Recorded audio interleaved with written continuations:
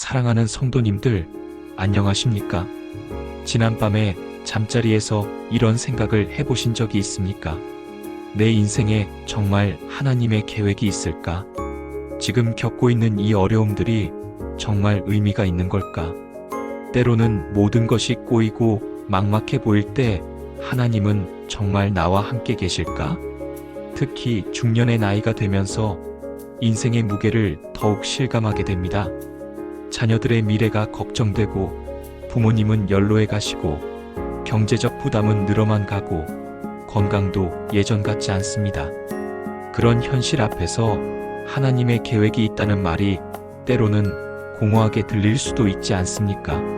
하지만 오늘 창세기 31장부터 40장까지의 말씀을 통해서 우리는 놀라운 진리를 발견하게 될 것입니다. 야곱의 후반생과 요셉의 전반생을 통해서 하나님께서 어떻게 우리 인생의 모든 순간들을 합력하여 선을 이루게 하시는지, 그리고 가장 절망적으로 보이는 상황에서도 하나님의 섭리가 어떻게 역사하시는지를 말입니다. 오늘 함께 나누고 싶은 4가지가 있습니다. 첫 번째로는 하나님의 신실하심이 우리의 불완전함을 통해서도 나타난다는 것에 대해서, 두 번째로는 인생의 위기가 실제로는 하나님과 더 깊이 만나는 기회라는 것에 대해서, 세 번째로는 형제간의 갈등과 용서를 통해 나타나는 하나님의 치유의 역사에 대해서, 그리고 네 번째로는 가장 절망적인 상황에서도 역사하시는 하나님의 섭리에 대해서입니다. 이 4가지 진리를 통해서 사랑하는 성도님들이 현재 겪고 계시는 모든 어려움과 시련을 새로운 관점에서 바라보시고 하나님의 크신 계획 안에서 소망을 회복하는 놀라운 역사가 일어나기를 주님의 이름으로 축원합니다. 첫 번째로, 하나님의 신실하심은 우리의 불완전함을 통해서도 나타납니다. 야곱의 인생을 되돌아보면 결코 완벽한 삶은 아니었습니다. 형 에서의 장자권을 속여서 빼앗고, 아버지를 속여서 축복을 받고, 외삼촌 라반에게 도망가서 20년을 보내면서도 여전히 교활함과 욕심을 버리지 못했습니다. 창세기 31장을 보면 야곱이 라반의 집에서 나올 때의 모습이 나옵니다. 31장 20절에 야곱이 아람 사람 라반을 속이고라고 되어 있고, 라헬은 아버지의 드라빔을 훔쳤습니다. 여전히 속임수와 거짓이 그들의 삶에 자리 잡고 있었던 것입니다. 하지만 그런 불완전한 야곱을 향한 하나님의 태도를 보십시오. 창세기 31장 3절에서 하나님께서 야곱에게 말씀하셨습니다. 내 조상의 땅 내 족속에게로 돌아가라. 내가 너와 함께 있으리라. 하나님께서는 야곱의 불완전함에도 불구하고 그와 함께 하시겠다고 약속하셨습니다. 그리고 31장 11절부터 13절까지에서 하나님께서 꿈에 나타나셔서 말씀하시기를, 나는 베델의 하나님이라. 내가 거기서 기둥에 기름을 붓고 거기서 내게 서원하였거니와 지금 일어나 이곳을 떠나서 내 출생지로 돌아가라고 하셨습니다. 여기서 중요한 것은 하나님께서 야곱을 베델의 하나님이라고 소개하신 것입니다. 베델은 야곱이 형을 피해 도망갈 때 하나님을 만난 곳입니다. 그때 야곱은 두려움과 절망 가운데 있었지만 하나님께서는 그런 야곱에게 나타나셔서 축복을 약속해 주셨습니다. 그리고 20년이 지난 지금 하나님께서는 그때의 약속을 여전히 기억하고 계신다는 것을 보여주신 것입니다. 야곱이 불완전했지만 하나님의 신실하심은 변하지 않았습니다. 현실을 생각해 보십시오. 우리도 마찬가지가 아닙니까? 신앙생활을 하면서도 여전히 실수하고 넘어지고 때로는 하나님께 실망을 드리는 일들이 있습니다. 완벽한 신앙인이 되지 못하는 자신의 모습을 보면서 좌절하기도 합니다. 하지만 야곱의 경우를 통해서 우리가 깨달아야 할 것은 하나님의 사랑과 신실하심은 우리의 완벽함에 기초하지 않는다는 것입니다. 하나님께서는 우리의 불완전함을 아시면서도 우리를 사랑하시고 우리와 함께 하시며 우리를 통해 당신의 계획을 이루어 가십니다. 로마서 8장 28절에서 우리가 알거니와 하나님을 사랑하는 자, 곧 그의 뜻대로 부르심을 입은 자들에게는 모든 것이 합력하여 선을 이루느니라고 하신 말씀이 바로 이것입니다. 우리의 실수와 연약함까지도 하나님께서는 합력하여 선을 이루는 도구로 사용하십니다. 창세기 31장 42절에서 야곱이 라반에게 한 말을 보십시오. 내 아버지의 하나님, 아브라함의 하나님, 이삭이 경외하는 이가 나와 함께 계시지 아니하셨더라면 외삼촌께서 틀림없이 나를 빈손으로 돌려보내셨을 것이니이다. 하나님이 내 고난과 내 손으로 수고한 것을 보시고 어제 밤에 외삼촌을 책망하셨나이다. 야곱은 이제 깨달았습니다. 지난 20년 동안 자신이 라반의 집에서 어려움을 당할 때마다 사실은 하나님께서 함께 하셨다는 것을 말입니다. 자신의 고난과 수고를 하나님께서 보고 계셨다는 것을 말입니다. 사랑하는 성도님들, 이것이 우리가 붙들어야 할 진리입니다. 우리가 불완전해도, 우리가 실수해도 하나님의 신실하심은 변하지 않습니다. 하나님께서는 우리의 모든 고난과 수고를 보고 계시며 적절한 때에 우리를 도와주십니다. 두 번째로, 인생의 위기는 하나님과 더 깊이 만나는 기회입니다. 야곱의 인생에서 가장 큰 위기 중 하나는 형 에서와 만나는 순간이었습니다. 20년 전에 형을 속이고 도망간 야곱이 이제 다시 그 형과 대면해야 하는 상황이 된 것입니다.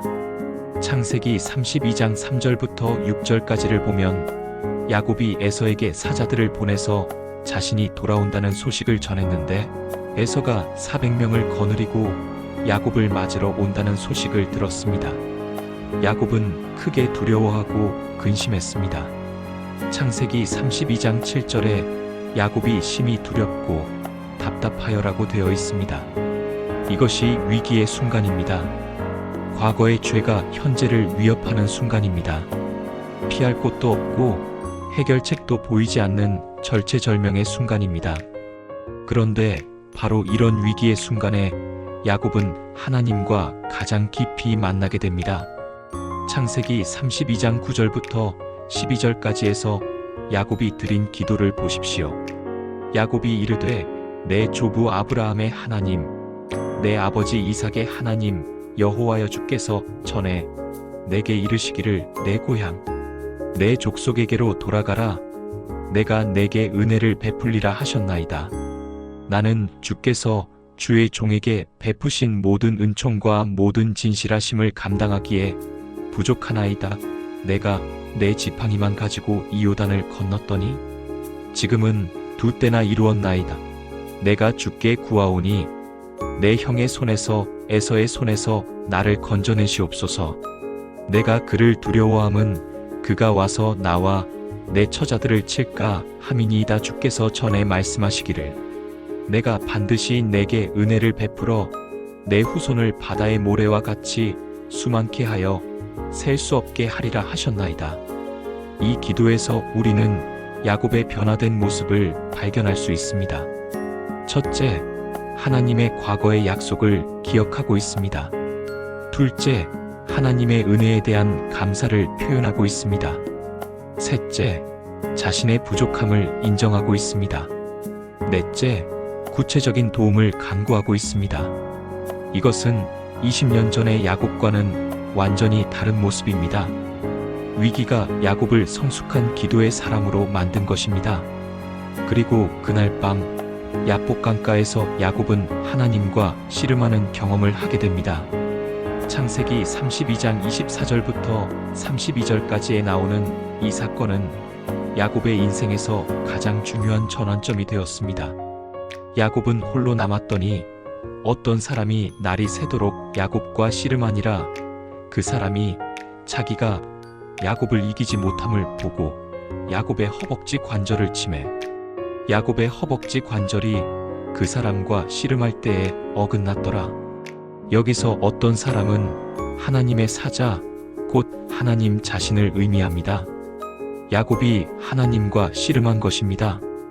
이것은 단순한 육체적 격투가 아니라 영적인 씨름이었습니다. 야곱은 축복을 받기까지 붙들고 놓지 않았습니다. 28절에서 그 사람이 이르되 내 이름을 다시는 야곱이라 부를 것이 아니요 이스라엘이라 하리니 이는 내가 하나님과 및 사람들과 겨루어 이겼음이니라. 야곱이라는 이름은 발뒤꿈치를 잡는 자, 속이는 자라는 뜻이었는데 이제 이스라엘, 곧 하나님과 겨루어 이긴 자가 되었습니다. 완전히 새로운 정체성을 받은 것입니다. 현실을 생각해 보십시오. 우리 인생에도 야복강가와 같은 순간들이 있습니다. 피할 수 없는 위기 앞에서 홀로 서게 되는 순간들 말입니다. 질병, 경제적 어려움, 가족 갈등, 사업 실패, 인간관계의 상처 등등. 그런 순간에 우리는 절망하기 쉽습니다. 하나님이 나를 버리신 것 아닐까? 내가 뭘 잘못했기에 이런 일이 생기는 걸까라고 원망하기도 합니다. 하지만 야곱의 경우를 통해서 우리가 깨달아야 할 것은 그런 위기의 순간이야말로 하나님과 가장 깊이 만날 수 있는 기회라는 것입니다. 평안할 때는 하나님을 깊이 찾지 않지만 위기의 순간에는 하나님만이 유일한 해답이라는 것을 깨닫게 됩니다. 그리고 그런 씨름의 과정을 통해서 우리는 새로운 사람으로 변화됩니다.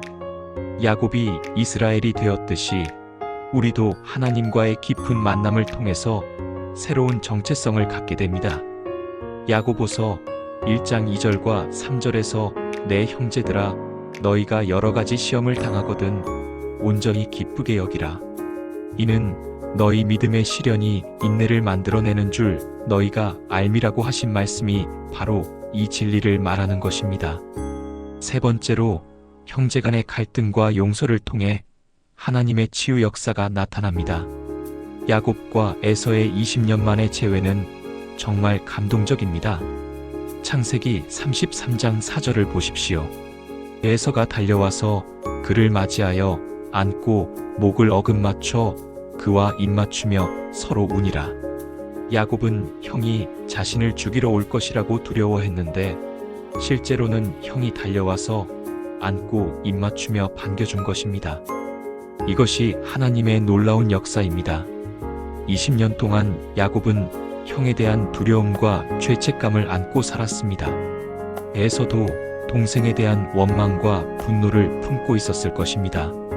하지만 하나님께서는 그 긴 세월 동안 두 사람의 마음을 각각 준비시키셨습니다. 야곱은 20년간 라반의 집에서 고생하면서 겸손을 배웠습니다. 자신이 남을 속였던 것처럼 남에게 속임을 당하면서 과거의 잘못을 깨닫게 되었습니다. 그리고 하나님의 은혜로 살았다는 것을 체험했습니다. 에서는 어떨까요? 성경에 자세히 나와 있지는 않지만 하나님께서 에서의 마음도 준비시키셨을 것입니다. 시간이 지나면서 분노가 가라앉고 동생에 대한 그리움이 생겼을 수도 있습니다. 창세기 33장 8절에서 에서가 내가 만난 이 모든 때는 무엇을 위함이냐고 물었을 때 야곱은 내 주께 은혜를 입으려 함이니이다라고 대답했습니다. 그리고 10절에서 내가 하나님의 은혜를 입고 모든 것이 내게 있나이다라고 말했습니다. 이것은 완전히 달라진 야곱의 모습입니다. 과거에는 모든 것을 빼앗으려고 했던 야곱이 이제는 모든 것이 하나님의 은혜라고 고백하고 있습니다. 그리고 형에게 은혜를 입으려고 한다고 겸손히 말하고 있습니다. 현실을 생각해 보십시오. 우리 주변에도 깨어진 가족 관계들이 많이 있습니다. 형제 간의 갈등, 부모 자녀 간의 갈등, 부부 간의 갈등 등등 말입니다. 과거의 상처와 오해 때문에 서로 만나지도 않고 말도 하지 않는 경우들이 있습니다. 그런 관계들을 회복하는 것은 쉽지 않습니다. 누군가는 먼저 용서해야 하고 누군가는 먼저 손을 내밀어야 합니다. 자존심을 내려놓고 겸손해져야 합니다.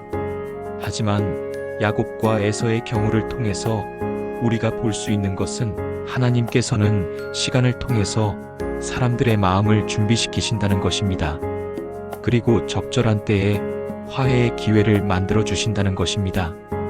혹시 여러분 중에서도 오랫동안 만나지 못한 가족이나 친구가 있다면 하나님께서 그들의 마음과 여러분의 마음을 준비시키고 계실 수 있습니다. 용서하고 화해할 수 있는 기회를 기다리고 계실 수 있습니다. 에베소서 4장 32절에서 서로 친절하게 하며 불쌍히 여기며 서로 용서하기를 하나님이 그리스도 안에서 너희를 용서하심과 같이 하라고 하셨습니다. 우리가 먼저 하나님께 용서받은 자들이기 때문에 우리도 다른 사람을 용서할 수 있는 것입니다. 그런데 이런 형제간의 화해와 용서는 다음 세대에서 더 큰 시험을 만나게 됩니다. 바로 요셉과 그의 형제들의 이야기입니다. 창세기 37장부터 시작되는 요셉의 이야기를 보면 야곱 이스라엘의 아들들 사이에 심각한 갈등이 일어납니다. 야곱이 요셉을 다른 아들들보다 더 사랑했고 요셉에게 채색옷을 만들어 입혔습니다. 그리고 요셉은 자신이 꾼 꿈을 형들에게 말해서 그들의 미움을 더욱 샀습니다. 창세기 37장 4절에 그의 형들이 아버지가 형제들보다 그를 사랑함을 보고 그를 미워하여 그에게 편안히 말할 수 없었더라고 되어 있습니다. 그리고 결국 형들이 요셉을 이스마엘 상인들에게 팔아버리는 일이 일어났습니다. 창세기 37장 28절에 미디안 상인들이 지나갈 때에 형들이 요셉을 구덩이에서 끌어올려 은 20의 그를 이스마엘 사람들에게 팔매 이것은 야곱과 에서의 갈등보다 훨씬 더 심각한 상황이었습니다. 형제가 형제를 노예로 팔아버린 것입니다. 그런데 바로 이런 최악의 상황에서 하나님의 가장 놀라운 섭리가 역사하기 시작합니다. 네 번째로 가장 절망적인 상황에서도 하나님의 섭리는 역사합니다. 요셉이 애굽으로 팔려간 것은 인간적으로 보면 완전한 재앙이었습니다. 17세의 어린 나이에 고향과 가족을 떠나 이방 땅에서 노예가 된 것입니다. 꿈도 희망도 모든 것이 끝난 것처럼 보였습니다. 하지만 창세기 39장 2절을 보십시오.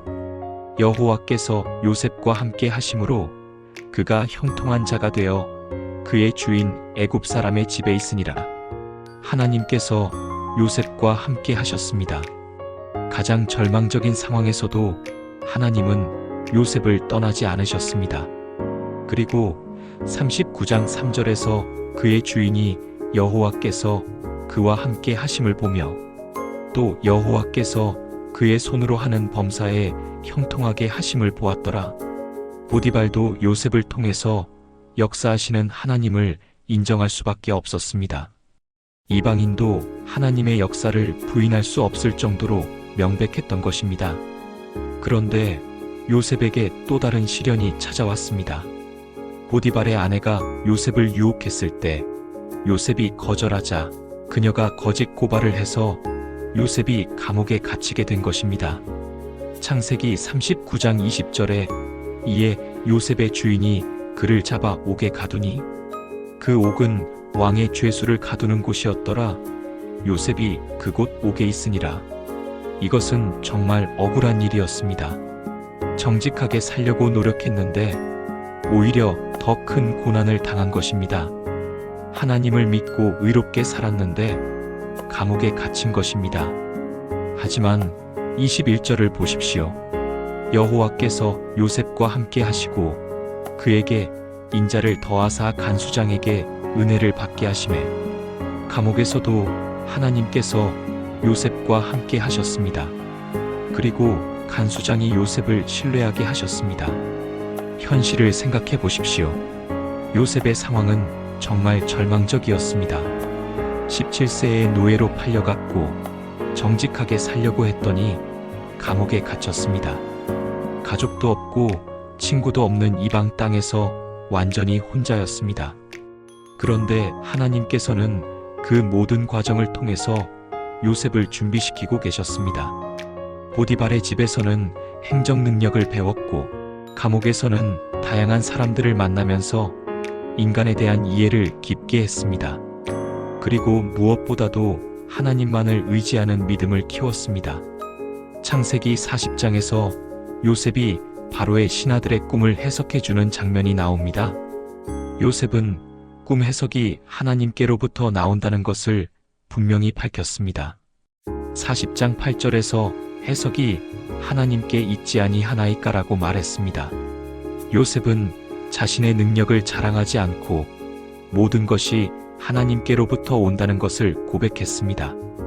이것이 요셉의 신앙이었습니다.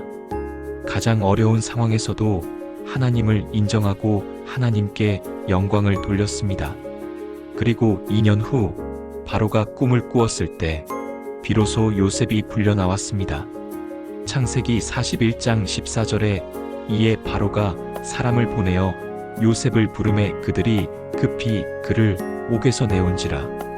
요셉은 30세가 되어서야 감옥에서 나왔습니다. 13년 동안 노예와 죄수로 살았던 것입니다.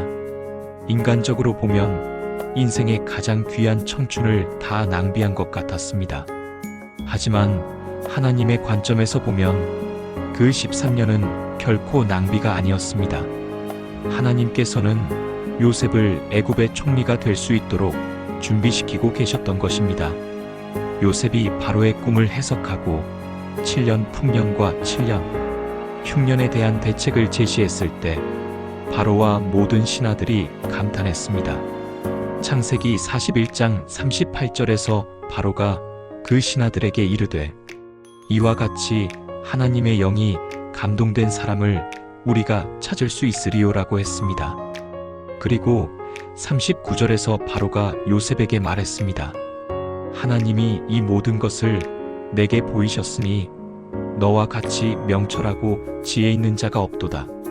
이방 왕이 하나님을 인정하고 하나님의 지혜를 찬양한 것입니다.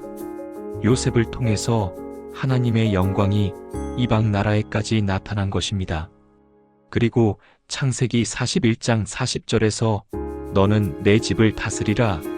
내 백성이 다 내 명에 복종하리니 나는 왕위에서만 너보다 크리라고 했습니다. 17세에 노예로 팔려간 요셉이 30세에 애굽의 총리가 된 것입니다. 이것이 하나님의 섭리입니다. 인간이 악한 의도로 행한 일까지도 하나님께서는 선한 목적을 위해 사용하십니다. 요셉의 형들이 시기와 미움으로 요셉을 팔았지만 하나님께서는 그것을 통해서 큰 계획을 이루셨습니다. 현실을 생각해 보십시오. 우리 인생에도 요셉과 같은 순간들이 있습니다. 억울한 일을 당하고 노력한 만큼 인정받지 못하고 오해를 받고 상처를 받는 순간들 말입니다. 그런 순간에 우리는 하나님이 어디 계신가? 왜 의로운 사람이 고난을 받아야 하는가라고 의문을 품게 됩니다.